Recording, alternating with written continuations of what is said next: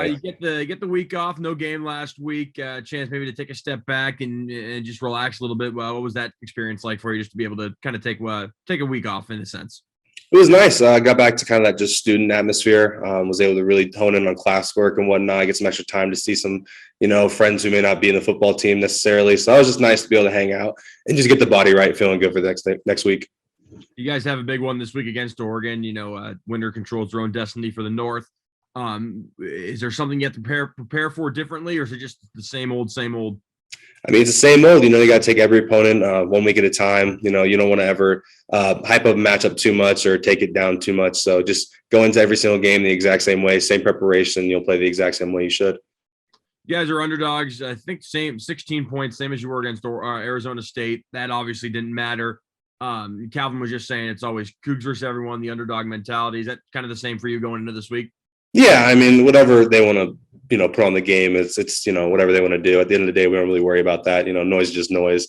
So they want to say we're underdog in this game, then that's fine. That's, cool for them. But for us, it's just any other game. So it's just two teams going up and playing some football. Thanks, Brennan. Appreciate it.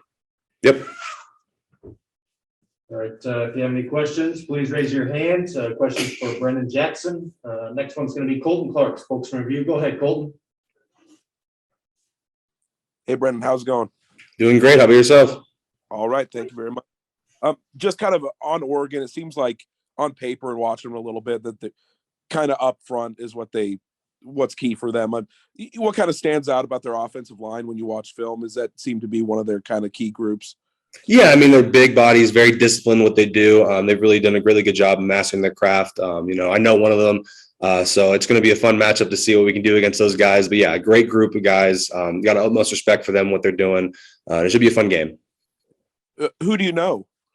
Stephen Jones. We actually played against each other in Southwestern League. He went to Chaparral at the Great Oak. So great guy.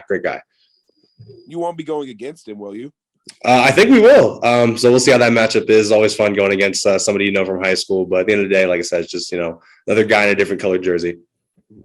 And I'm writing about your guys' offensive line, and obviously you have experience going against them every day at practice and everything like that. Anything that kind of stands out about the way that group has taken strides throughout the year? I know that early in the year, maybe a little bit more up and down. It seems they've settled into what they're doing. Does that seem to be the case in your eyes too, that the O-line's kind of just hit a groove? Yeah, I'd say so. I think it just kind of comes down to the leadership in that group. You got Abe and Liam who've been here for a long time. They've been through the ups and downs, so they kind of know how to handle the group in the best way. And I think for them, just as the season gone on, it's really earned the trust of the younger guys in the group and really just get a cohesive unit going. As you can see on Saturdays, that group plays like one person at the end of the day. They're all in sync, and it's awesome to see. And it starts at practice too. And I think the other thing that's really helped that group is just kind of that, I talked about in the beginning of the year, just that building that connection between offense and defense, where it's not a versus. They never play against the Cougs in the season, so it's just seeing them kind of work with us and it being more of a teaching dynamic on both sides has really helped them kind of hone in on their craft, and same thing with us. So it's awesome to see them improve and seeing them in games, that being basically I'd say one of the best offense lines in the country, but just seeing them kind of meld together, it's been really awesome. And does it feel like the bye week kind of came at the perfect time? I know after 9 weeks, it's kind of unusual, but how needed was the bye week ahead of a huge game like this? I mean, bye week is, it all depends on how you attack it. Some teams can come out sluggish after a bye week. For us, it's just keeping the same routine like we had a game that week. So we don't stay in the same groove. We don't want to go too out of character.